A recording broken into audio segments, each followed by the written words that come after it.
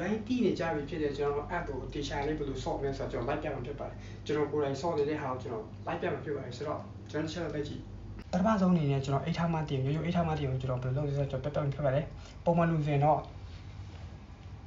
အဆုံးထိထားတယ်ကွာဒါကမားလားဆိုမမားဘူးဒါပေမဲ့ကျွန်တော်ပူကောင်းနေပြပြမယ်အဆုံးထိမထားပဲနဲ့ဒီလောက်လေးလောက်ကြည့်ပါနော်ရှောက်ထောင်နော်1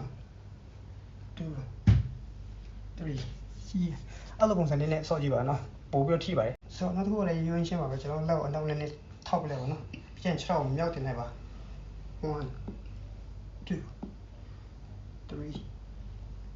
ဒီကောင်ချောက်လေးနည်းနည်းထိပဲဒါပေမဲ့ဘိုက်ကိုပဲပို့ပြီးတော့မှပူလောင်ပါစေလုံးဝဘိုက်ကိုပူနေဆိုရင်တော့ပို့ပြီးတော့ထိရပါတော့ဆိုတော့နောက်တစ်ခုဒီကောင်ကအဆုံးနဲ့နည်းနည်းခက်ဆင်ပါပဲဒါပေမဲ့လက်ကိုထောက်ထဲလိုက်ပါဒီလောက်ထောက်လိုက်ပါနော်ဆိုတော့ကျွန်တော်ဒီချောက်နဲ့နည်းနည်းလုပ်ပြပါလုံးဝတခြားလေးထိပ်ပြီးတော့လုပ်ပြီးတော့နော်ဆိုတော့ဒီကောင်လည်း app ကိုတခြားထိပါတယ်ပြီးတော့နောက်တစ်ခုရှိပါတယ်နောက်တစ်ခုကျတော့ကျွန်တော်လည်းအဆင်ပြေပြီလားဒီကောင်ကတော်တော်ထိတယ်လို့ကျွန်တော်ထင်တယ်လက်ထောက်မယ်နော်ကြောက်ရင်6ဆန်း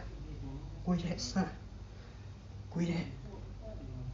ခြေထောက်အရင်ထိခြေထောက်ရထိရဘူးလားဒီကောင်ကဆိုတော့ဒါလည်းကျွန်တော်ပုံမှန်ဆောင်းနေကြ apps exercise တွေဖြစ်ပါတယ်ဆိုတော့ဒီနေ့ချင်းကဒါကြိုက်တယ်ဆိုတော့ကျွန်တော် comment မှာ share ရေးပေးရပါတယ်လက်အညာဝါ